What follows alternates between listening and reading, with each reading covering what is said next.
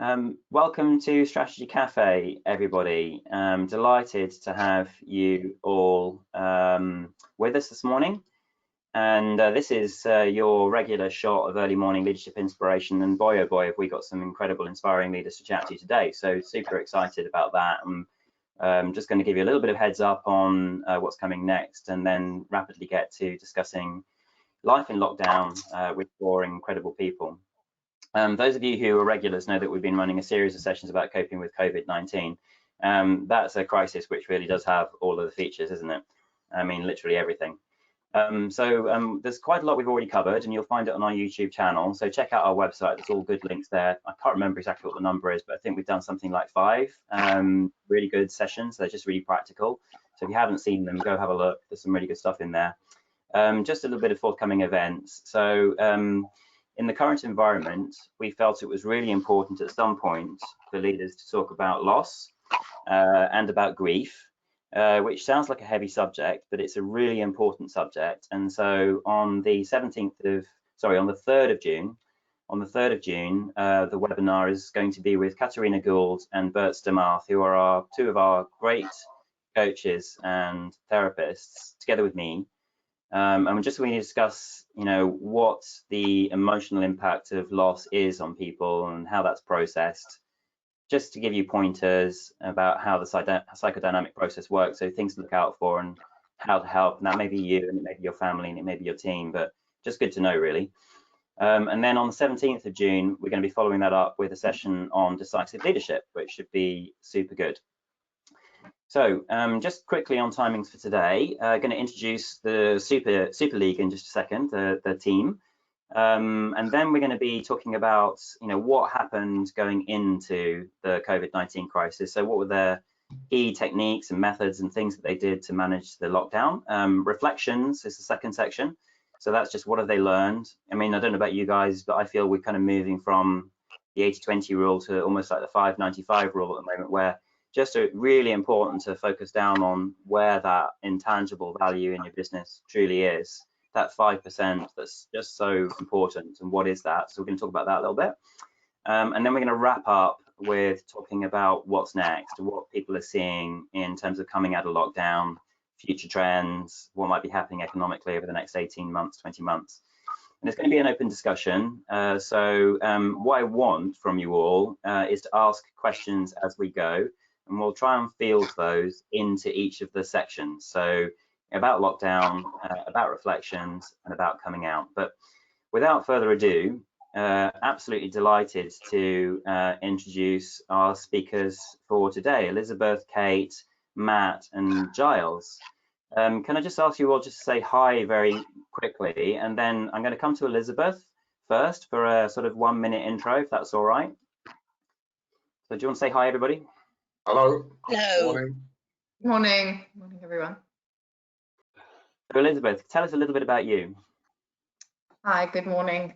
Thank you very much for having me here today. So my name is Elizabeth. I am the Director General of the Institute for Family Business. We are a membership organisation for family-owned businesses in the UK. We're part of a global network, and we bring people together for the purpose of shared learning and networking. So we're a safe space where people come together to talk about things like succession planning, family communication, family governance, how to engage the next generation, and all those really good and important conversations.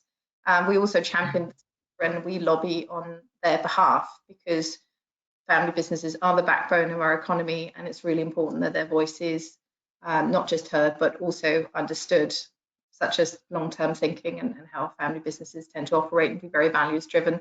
And we're here to make sure the government understands that and takes that into account. Great, it's wonderful to have you. Thank you. Kate, tell us a little bit about you. Hello, I'm Kate Cooper from the Institute of Leadership and Management. I'm Head of Research, Policy and Standards. Our mission is to inspire great leadership everywhere. And that means that we see the potential for leadership in everyone. It's not just at the top of the organisation. It's not just because it's in your job title. Everyone has leadership capability that they can develop. And that's very much like Elizabeth. We are a membership organisation. We're a community come together, offering people help, support, advice in how to just get that bit better at leading and managing people. Thank you very much, Kate. We've had wonderful partnership with both the Institute for Family Business as Alembic and with the Institute of Leadership Management, and heartily endorse what both organisations do. Matt, tell us a little bit about you.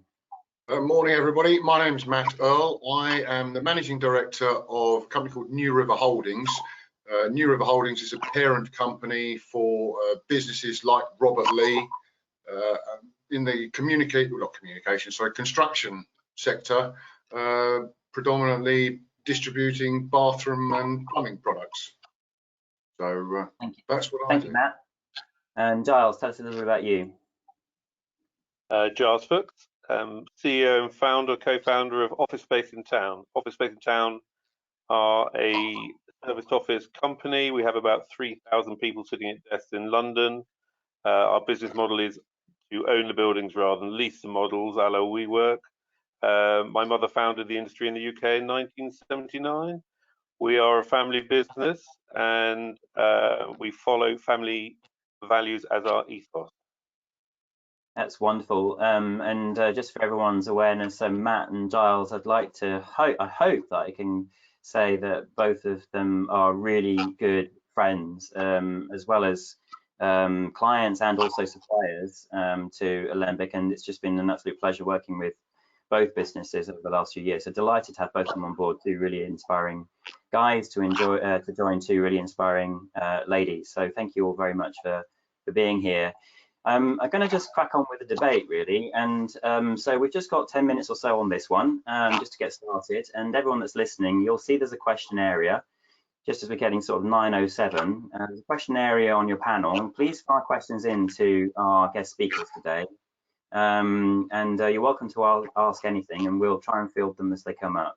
But Matt, maybe I can come to you first, and just just kick us off on coping with lockdown. Well, coping with lockdown, that's I don't know, you cope, you sort of manage. It was difficult to start with. I think it was a very surreal experience. We went from January being relatively normal to not quite sure what's going in February, and then in March is right, everybody out of London, out of your offices, everybody's got to be working from home if possible. And it was a rather sort of surreal experience. It's caused, as many businesses, to look at the way they do things. What is the new normal going to be like? Because I mean, I've been reading articles about big businesses like Barclays, who've got big towers in the city, saying, well, they're never going to go back to working that way. And on a much smaller scale, it's very similar to our business. We managed to get from everybody working in the office one week to the end of the following week, everybody in the office working from home. And if you'd have asked us, could we do that in January, the answer would have been absolutely not. It's almost impossible to work that quickly. But when your arm is forced, it's incredible what everybody can achieve together when you're all working towards the same goal. We literally went from on one Friday, okay, everybody's got to be working from home by the end of next Friday, and we did it. The hardest bit was getting some of the equipment to enable us to get them actually working from home, but we managed it. Everybody else seemed to be buying all the kit that you needed to work from home as well. Matt, what were the key things that helped you and your team really drive that rapid shift in operating environment? What were the two or three things that you did and your team responded to that made it happen? I guess the pressure is one, but the biggest thing for us was the communication. It was internal communication to staff. So initially it was face-to-face, right, this is what we've got to achieve, guys. We're doing it for all our benefit and our families' benefits. So we all have to achieve this together. So it was face-to-face communication to start with for the first couple of days, explaining what was required of everybody to get them working from home by the following week. And then, of course, when everybody's working remotely, you don't have that face-to-face interaction that you would normally expect on a day-to-day working environment. So we had to look at the way we communicated with our staff differently. We've set up almost bi-weekly excuse me for a second.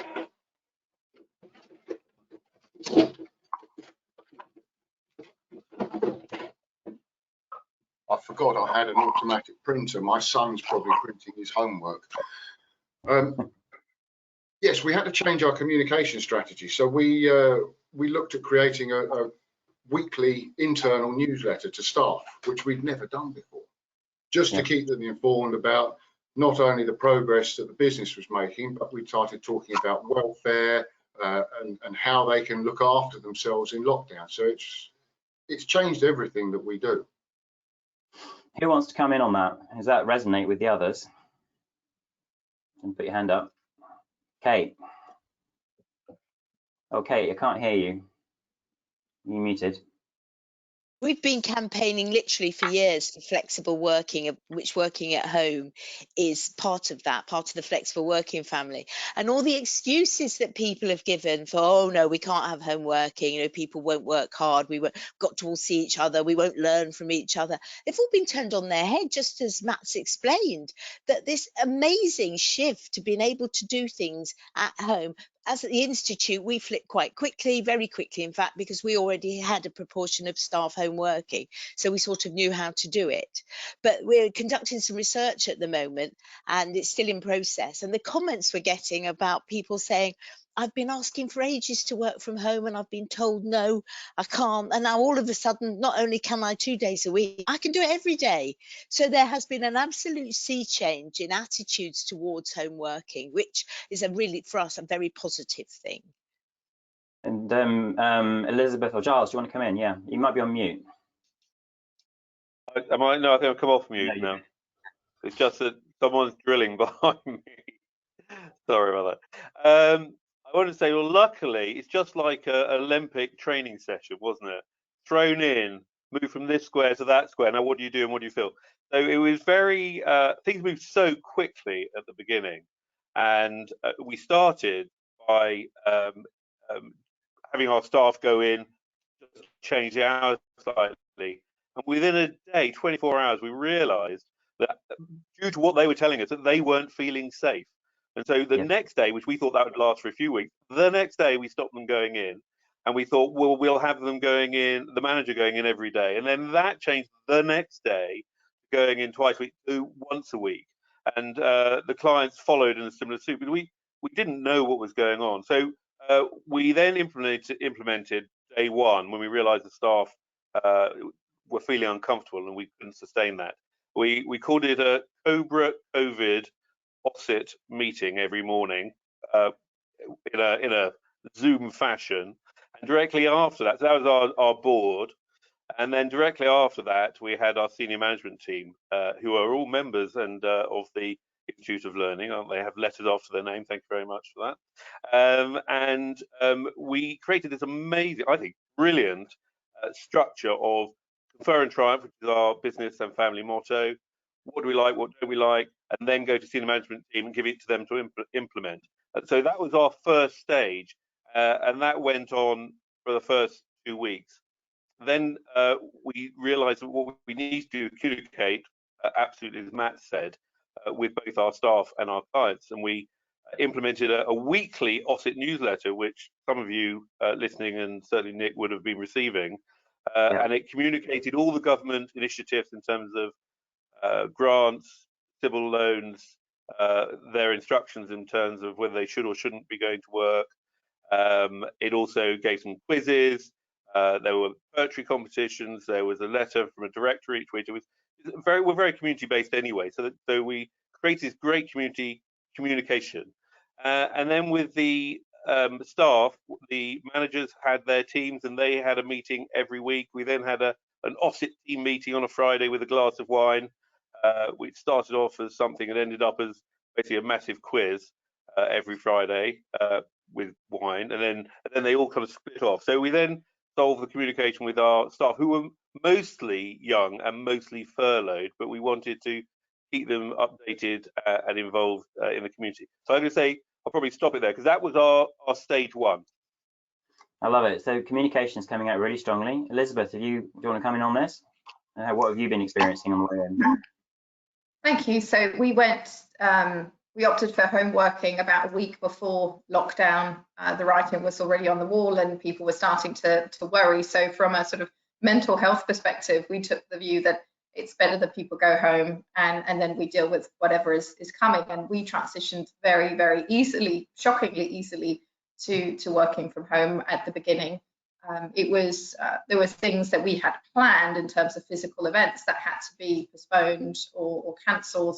So that was one of the first things that we had to do. But transitioning to delivering learning and networking online has actually been a relatively positive experience for us. We're engaging probably with more members than ever before because everyone's in the same situation. Everyone's in front of computers and phones all day. So it's been quite an interesting one for us. We had our first board meeting online, and I suspect there will be more of that to come in future, because obviously you can take sort of travel out of the equation and make certain things far more manageable for people. I do sincerely look forward to being able to be in the room with people again. That is at the heart of what we do. But most of our services are also something we're able to do in this COVID world, and thank goodness for that. And we've had an opportunity to develop some new offers as well. So it's sparked some creativity, but I can also see that people have worked extremely hard. And I suspect that, you know, in a month or so, everybody will be needing a bit of a break from this different, you know, it's very, very different way of working and way of interacting with everyone. We've got a question come in. Just before that, I just wanted to just check in, if like maybe just one of you, did any of you experience, I mean, that story is amazing, and I think there's a congruity about communication. And I know that from what I've seen that like your culture has come across very strongly also in your communication. Certainly as an outsider receiving some of them, it's been wonderful to see that. But do you have, you know, what were the things that were really difficult? Because that sounds very competent, worked really well, kind of got there. Was there anything that somebody wants to contribute that's been super tough and actually was a problem? Or was it all right, Matt? One of the interesting things that's happened on furlough, as I'm sure it's happened to many of our listeners out there, is we took on 2 new key members of staff in senior roles within the business at the point that the business went into lockdown. Yeah. So it was spectacularly difficult for these 2 people and as a business to integrate. One of the ladies who started was joining us as our new HR manager. And of course, she's having to get to know everybody remotely via web calls and emails. It's proved spectacularly difficult for everybody. And the other role was we introduced a new chief financial officer at head office. And again, everything she's doing or has been doing for the last 6 or 7 weeks has been done remotely. And the challenges of integrating yourself into a senior management team remotely are not something that anybody's ever had to consider before. Interesting. Giles, hand up. You're mute, yeah. I think. You're muted. Back at school. I think. No? Can you hear me? Yeah. Can you hear me? Yeah. What was difficult is immediately we had to think about the impact to the various stakeholders. Stakeholders we've already mentioned are clients and staff, but we have investors and landlords as well, and banks. So what was the impact to our business, and what was the impact to the income stream? And I'm sure all of you did this. We spent weeks doing cash flows, think about the offers we need to offer to our clients to make sure that they were as robust as they could be. What were the banking covenants going to look like? Well, not very good, I can tell you. And how are our stakeholder investors going to feel about the fact they've invested in our idea and concept for income? So, I mean, anyone who knows me will know that I love that sort of conundrum. And so what was difficult, how to solve all those. I mean, that's a massive mountain of business. But that was what was difficult, apart from the stuff we talked about how do we get out of the office. That really resonates with me, Giles. I spent the last 6 weeks doing that, just almost constantly scenario planning and then communicating about the changes with all the stakeholders. I'm going to say hundreds of what you might call difficult conversations. And then I don't know how you guys have found this, but actually the recipients of that have been, you know, by and large have been amazing, and it's been wonderful to have them. You know, you expect it's going to be difficult. Matt? Yeah, what I was going to say, picking up on you mentioned the banks there. That's been quite a source of entertainment for us at New River Holdings, because of course the banks always ask the sensible questions at completely the wrong time, and they saying to us, well, if you're in lockdown and your sales are falling, which they were, as I'm sure everybody's did, can you do us a new cash flow forecast, please? And I said, yeah, absolutely no problem. It'll be a complete work of fiction, but you're welcome to it. And that's the conversation we've been having with the bank. They keep asking for it. I mean, I understand why they're asking the question. Somebody's got to tick a box somewhere, but they have to understand that it's almost impossible, given the current environment, to predict what's going to happen next week, let alone next month or 6 months' time. It's been quite a challenge. Is that true for all of you? So I think what Matt's saying is that what we can do is we can take our costs down and we can predict the cost, but the income side of it is just an unknown. So therefore you need scenario plans, right? You need to fix your costs at a lower level as fast as you can, and then think about what the income scenarios might be. Does that reflect when everyone's thinking? Giles? Well, I think the conclusion we came to was almost, I don't know if you guys felt the same, but almost irrelevant to what the banks and the investors said. We were going to save cash, because if you had cash, we didn't think it was going to be long term. You would survive in the end. So things like the government stuff. So they gave us VAT, which was great, and certain tax deferments, but rates as well. Although we do have to pay our rates, we're not zero rated. We stopped paying rates. The buildings were empty, so we felt we had an argument. So we conserved cash literally from day one to make sure that we saw our way through. The other thing, and we're slightly different, Matt, on this, because yours and a lot of you out there, your sales are how good were you last week?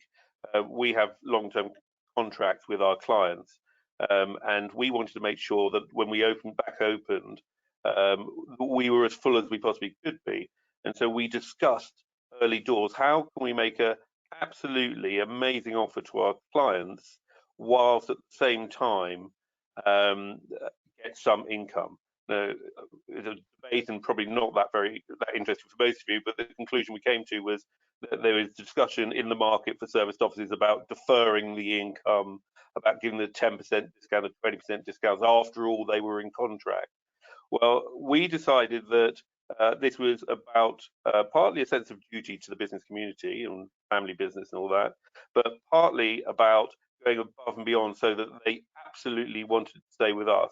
We immediately, without anyone asking, slashed the rates to those in contract by 50%, and that's where we've stayed. That's great. I think that's really interesting, and I mean, given all a lot of our clients have been struggling with their landlords, I wish they were all with you, Giles, because you got there before everyone else, I would say, and you were proactive about it rather than reactive about it. Kate, I'm going to come to you and just move us forward. So this conversation will continue, but let's move into sort of reflections a little bit.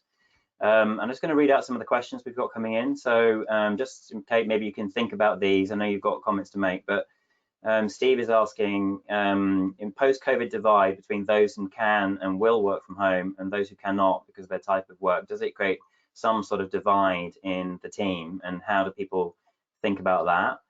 I've got a great question in from Bruce. So the working from home, working in the office divide, and what's the problem there? How have you managed your teams? This is from Bruce. How have you managed your teams from overcompensating in the first instance to help the business meet its demands, and then through working extremely long hours? I think all of us experiencing that. So we've taken time and cost down, but then they're still super busy. And then from Rick, from head of the Securities Institute, only this morning had to remind staff that they're logging off later and later in the day. While they appreciate their dedication, what point do we end up sleeping at work rather than working from home? How are we balancing all of that and the mental health consequences? So 3 great questions, and then a couple of other ones here. But what's enabled everyone to be able to respond so quickly? And this one here, do you think the approach and the belief in other change projects in the future, this kind of rapid transition to working from home, which kind of has gone pretty well with difficulties, has that changed your attitude to other changes you want to make? There's lots of questions there for you to think about. So is there a divide?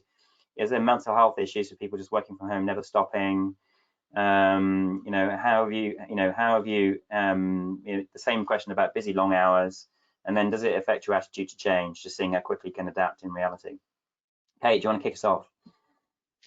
Yes, I think the first question there about, well, I was celebrating those people who wanted to work from home and now can, but there are people who will not be able to work from home, and they will work in the same organisations, of course. So there is resentment, or there are potential resentments, and we're already hearing about those. And I think that one of the only things you can really do is surface them and talk about them and compensate. You know, home working, definitely a real perk, a benefit for many people. If you haven't access to that and your colleagues do, well, what do you get, you know, that they don't? Because we know we all benchmark ourselves against our colleagues as to what's fair and what's an adequate reward. I think the mental health is really significant in both our early research findings, and we have daily webinars that we can gauge the popularity of certain subjects. Mental health, literally hundreds of people logging in about that. Yes, there's isolation to contend with and loneliness, missing your colleagues, but it does seem to me, and I don't know if the other people would agree, that some people have either gone to so ridiculously busy, and then at the other end, there are those people, well, I can't work. And that obviously is going to have a huge impact on the ridiculously busy, just as it will on the can't work.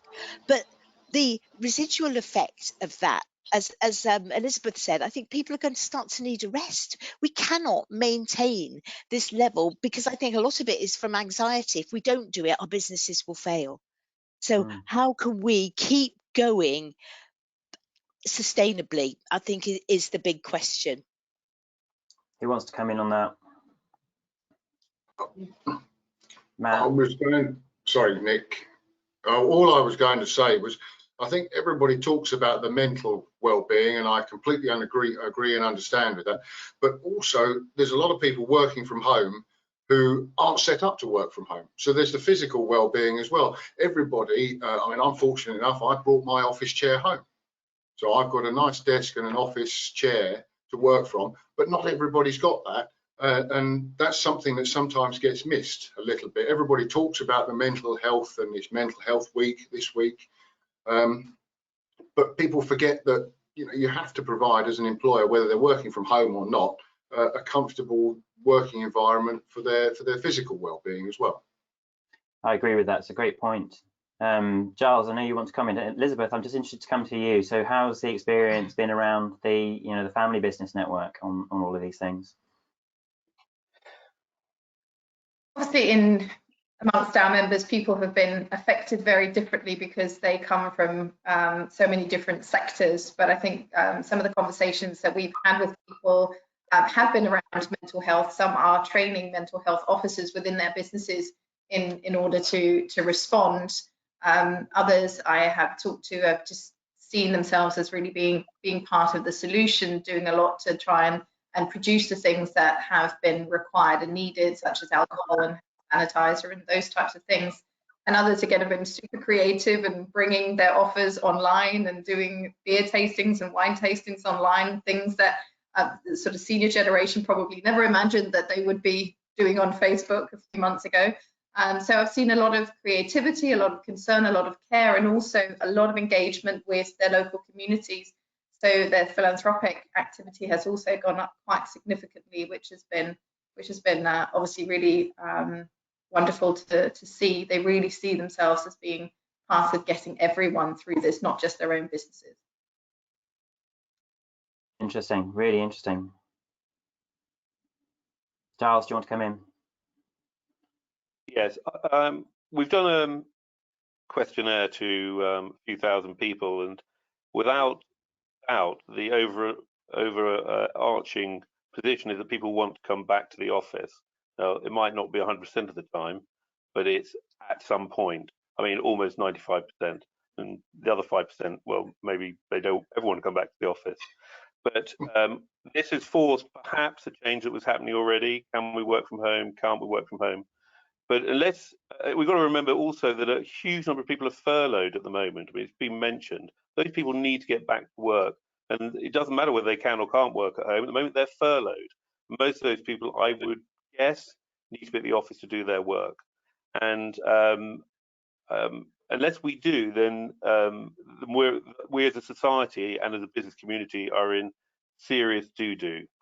The other thing I think is we have to remember that we meet our wives, our lovers, our friends, and have a huge amount of our social life emanating from work. We've already seen from just me and Matt, someone was drilling at the front door and Matt's printer went off. And apart from that, 99% of people don't live in what look like very comfortable houses that we live in. They live in a one-bedroom house or a studio or a small flat, and they can't work from home.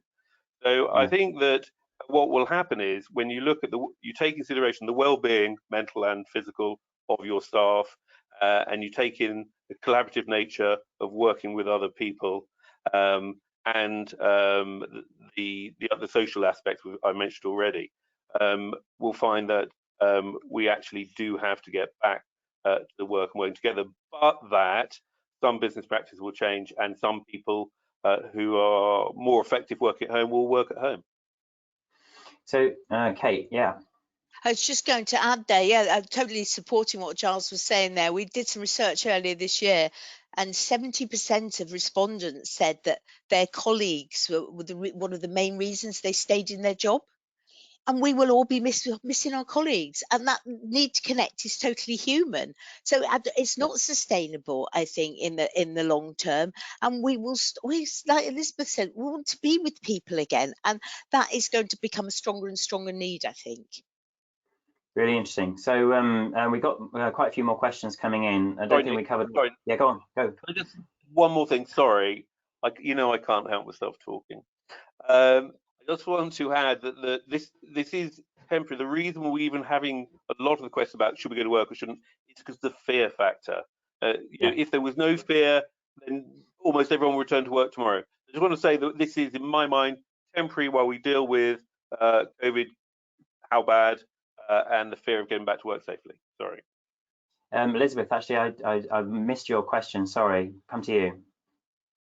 No, I just think this is such an important conversation, because I think one of the things that I really enjoyed about this lockdown, and I would rather not have it, of course, is that we get to be sort of whole human beings a little bit more. So when I talk to colleagues, we'll start the conversation with, how are you doing? But it's a genuine how are you doing conversation, not a, yeah, I'm fine, thanks, and you move on to work. But actually, we're checking in with each other a little bit more. And I think that's so important, because this is not just about working from home. Their whole lives change, not just their working lives. So it's not you can work from home and then go and have dinner with 5 friends down the road. It's everything has changed. And the only people you see are the people you live with, and not everybody lives with other people. And I think, you know, and in the IFB team, many of us have families in other countries. So there's a lot of things that have changed dramatically. And I think we need to just be really mindful of that, and then get much better at checking in with each other and being the whole human beings that we are, and each other through it, not just as colleagues, but actually as people. I think that's a lovely point, and a really important point. The kind of concept that tragedy really makes us see each other and connect. And it's a sad thing to say, but it's a really important point, Elizabeth, and I can wholeheartedly agree with you. We had just going to move on to, like, you know, coming out, and what are the thoughts about next, which I think, you know, the same themes probably pick up, but there's probably other ones as well. Just going to throw you a few questions from the audience just as we get into this. So we had that whole question about, you know, how do you feel about further change initiatives, which is maybe one that we can have a think about. Anthony Prali has asked about how you feel about subsidizing e-bikes and to get people into the office as, you know, compensation and preempting the sort of climate crisis that's coming. And then Jonathan's asking about, you know, moving beyond coping, given the business models may be fundamentally affected in the next year or two, maybe longer. You know, are you thinking about permanent changes to your value proposition, your offer, and is a permanent structural change coming to your business? And Bruce is asking, you know, how are you managing teams who are cancelling and not taking their leave? So there's some really important conversations there, and are there, do you have any sort of highlights about how people can genuinely work from home when their family are around and they're working from a kitchen table or in a flat or whatever?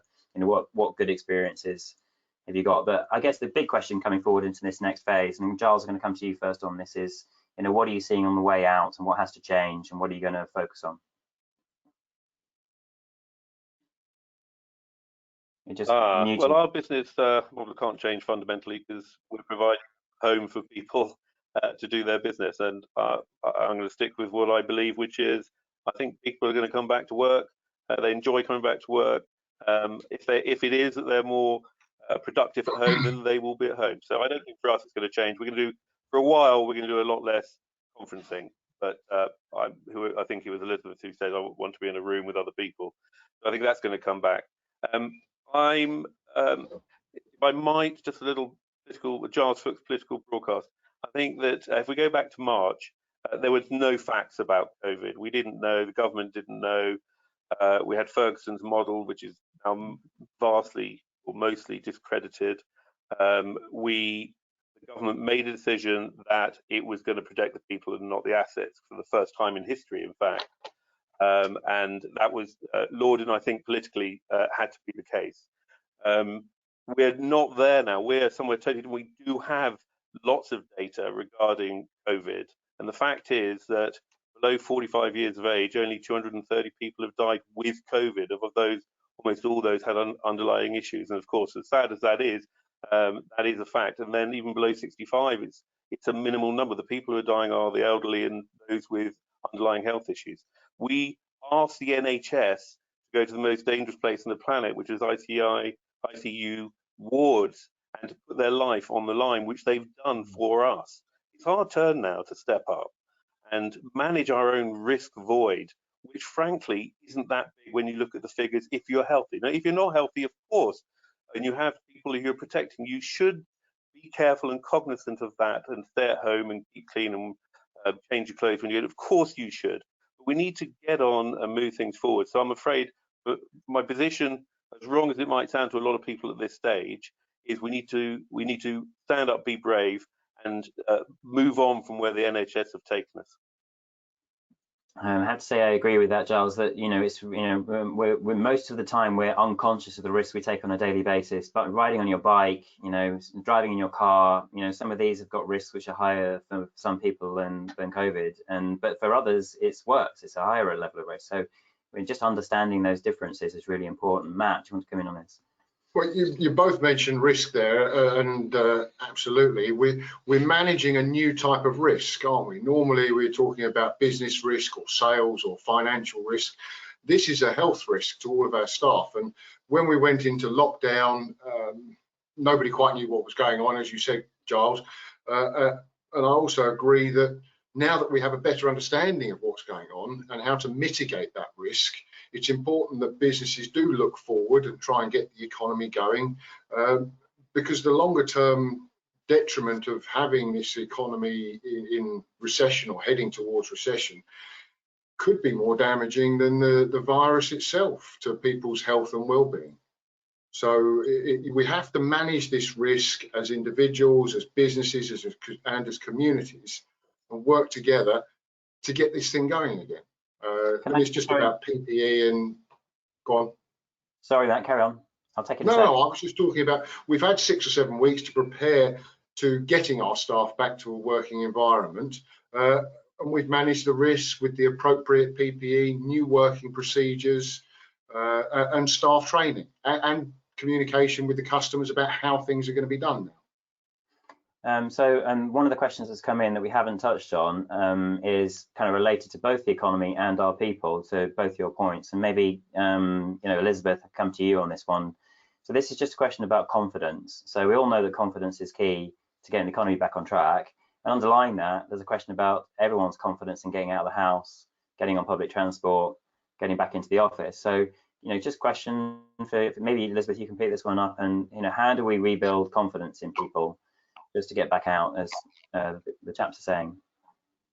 I mean, the way I'm looking at it from from our team's perspective is that we're just a team of 8 people, so we're in a different position to bigger businesses. But the way I look at it is that we need to make sure that everybody feels comfortable, and not everybody feels the risk in the same way. Some of us will be a lot less fearful of coming out of lockdown than others, and I'm looking at it from the perspective of, as long as we can continue to offer what we need to offer our members, I am okay with coming out of COVID in stages for the team. So 1 or 2 of us will probably return to work sooner than others. Some of us don't have to get on public transport to get into work, so those of us will probably go back before those who need to get on a train to come into work. So we're going to do it in a very staged manner.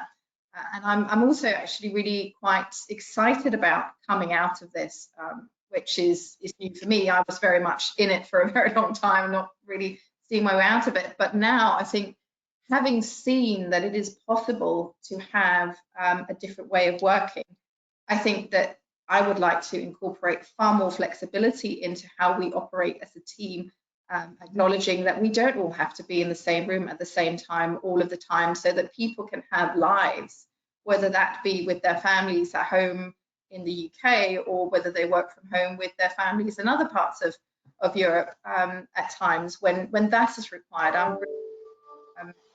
I'm really positive about how we do this, and also that we can deliver value in so many different ways to before. Online was not really part of our offer before, but I suspect it will be going forward. And it means that we can bring the whole of the international family business community to us and vice versa. Whereas before, again, that wasn't a particular priority because people would rather be in a room with people. But having seen that online is actually just as engaging, I think it opens up ways in which we can think about delivering new kinds of value. It's interesting, isn't it? Because it just needs to be really creative. So I think there's going to be a lot of creativity around how we use the online-offline environment. Kate, what is the research telling us about this, and what are your members' experiences? I know you guys operate globally anyway, right? Yeah, well, especially even more so now, especially in India. We have a lot of interest from India, which is really great for us. One of the things that people are really interested in is innovation and creativity, as you've already mentioned, Nick. And I think that's because we've got a much more of a can-do attitude. I was talking to the civil service in the Cayman Islands last week. They put up a field hospital in 3 weeks. They said if it hadn't been for COVID-19 and somebody had asked them to do that, probably a year. And all of a sudden, that can-do culture, it's an absolute cultural shift in organizations. Do you know what? We can do things quickly. And back to that question earlier about, will this change people's attitude to change? Absolutely. I think we're now looking at how innovative, creative, adaptable we can actually be. Keep that good stuff and take it to whatever the new normal is going to look like. But there won't be any going back. Matt, you want to come in? So I just realised we sort of skipped a question that one of our listeners talked about holiday leave. How are we coping with or dealing with the holiday leave aspect of this? One of the things we're doing at New River Holdings is, obviously, while staff are on furlough, they're still accruing holidays, so they're still entitled to take that holiday. We made a decision of communicating to all of our staff that rather than looking at the holiday in 1 year, we're just going to say to all our staff, well, your allocation for a 2-year period is this, and then leave it to the department and business managers to manage that, again, a little bit of risk over when people take their holidays. So there'll be a lot of carryover, I expect, into next year, but it's something that that's how we've dealt with it. And the other point I wanted to mention was picking up on what Kate was saying about this can-do community spirit and attitude that everybody has. The clapping on a Thursday night, I think, is a wonderful idea. One thing that irritates me, and this may be personal, I don't know, but I'm going to share it, is the media coverage about how everybody is handling this. I think my personal opinion is Laura Koonsberg ought to be furloughed, because if she had been reporting during the Dunkirk landings, when the community and country pulled together to bring everybody back off the beaches in Dunkirk, all she would have done was moan at the government that we didn't have enough battleships to do it ourselves, rather than supporting and embracing the community spirit that everybody is showing out on the streets on a Thursday evening.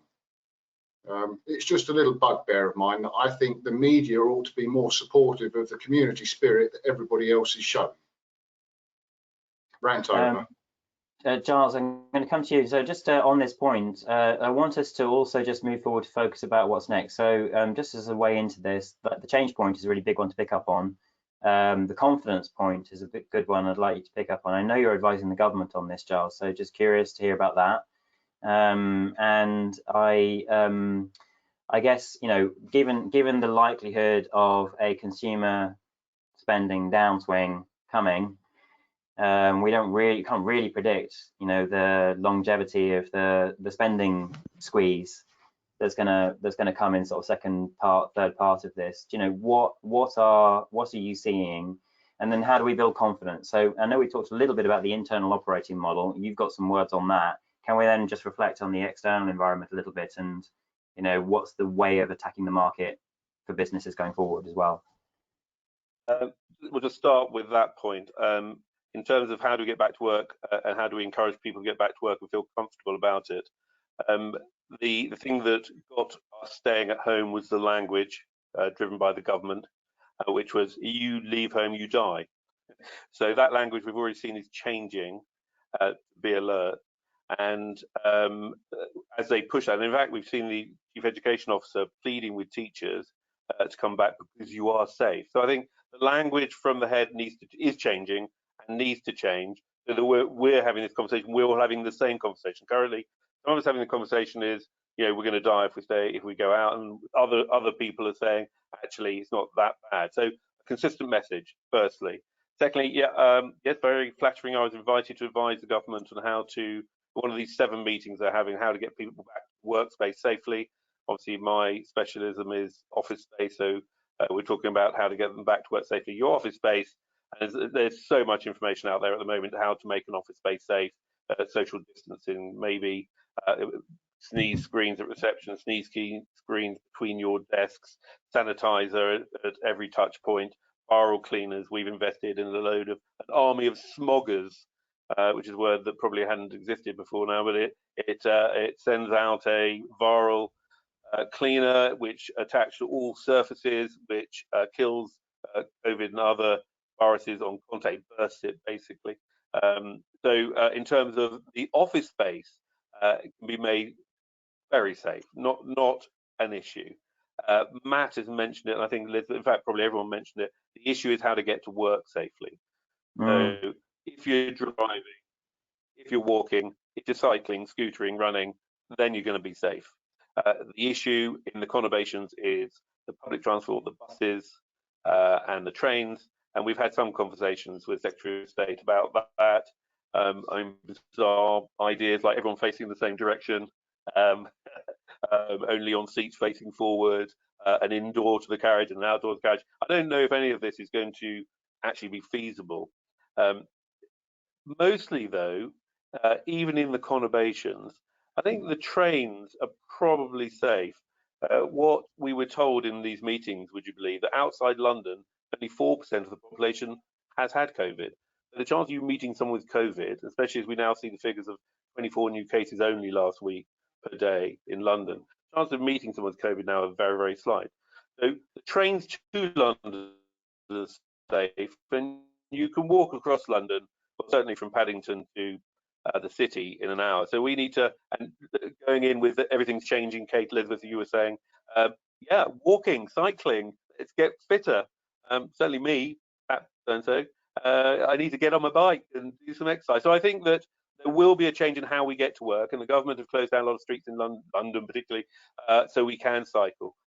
So I think that's going to change in terms of making people safe.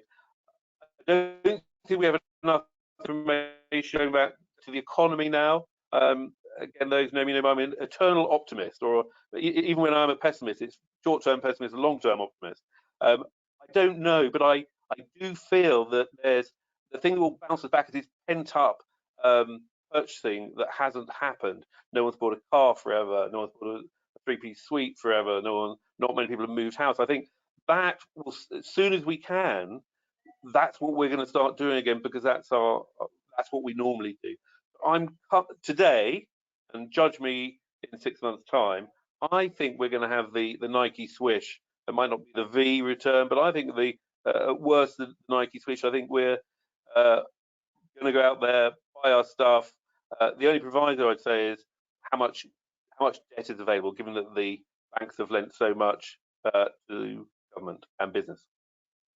I'm just super conscious of time, and it's been a wonderful conversation, so it's been lovely to just let it run, but we're just running up just past the official close. So maybe I could just go around and have one brief comment from Elizabeth, from Kate, and then from Matt. Matt, I'll come to you last because I know you actually just reopened, so maybe you can comment on how you're finding demand just as you start to unlock and send out bathroom supplies to your but maybe we can come Elizabeth first. Just maybe one comment on how you and your members are viewing the future economically.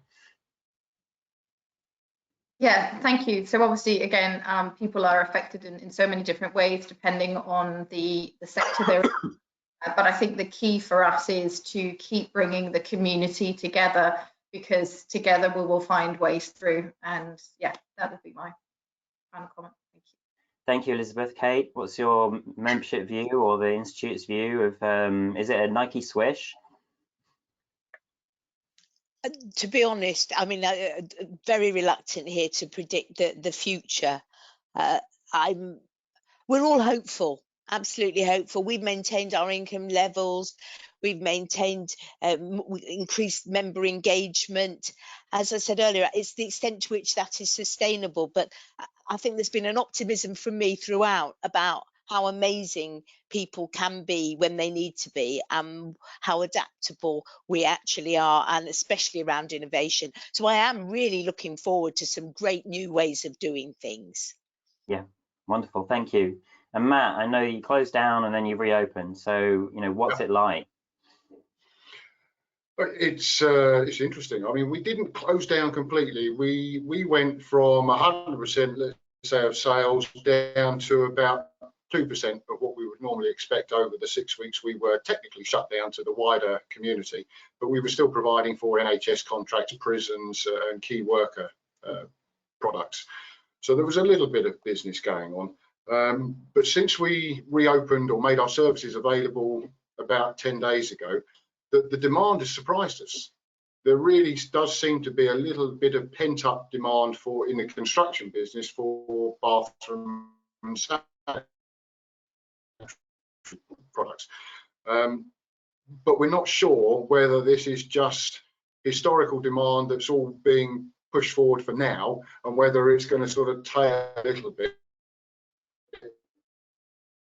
We talked about, there's a little bit of a demand now that surprises us all, and then I think the growth will be slower moving forward. So we've gone from 100% to 2%. We're probably running at about 60% now, and we think to get from 60% back up to 100% could take as long as 12 months.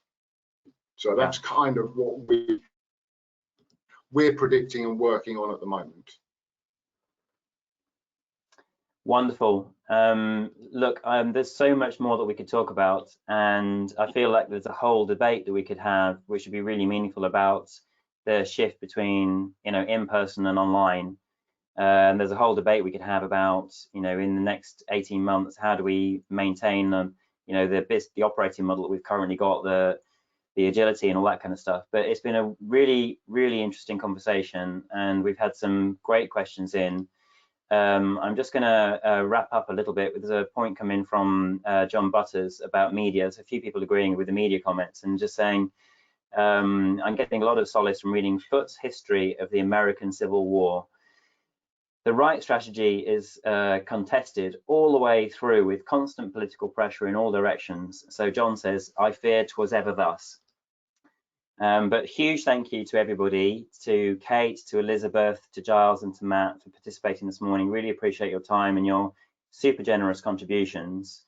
If I just may have a moment of everyone's time just to talk about next. So this session is coming up on the 3rd of June.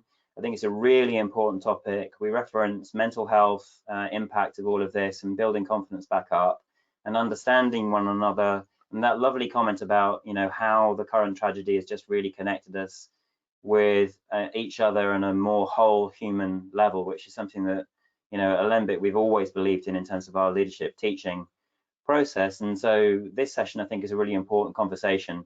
You know, how does loss, significant loss, maybe including grief, really impact on people's emotional state, and what's that process like? I think understanding some of the architecture of that, having some articulacy about it as leaders for ourselves, our family, our friends, and our colleagues, I think is a really important thing. So I hope you'll tune in for that and just, you know, get some really important expert guidance from our team on what goes on for people when they're experiencing the loss of a sense of their life and their purpose, but also just possibly the loss of somebody close as well.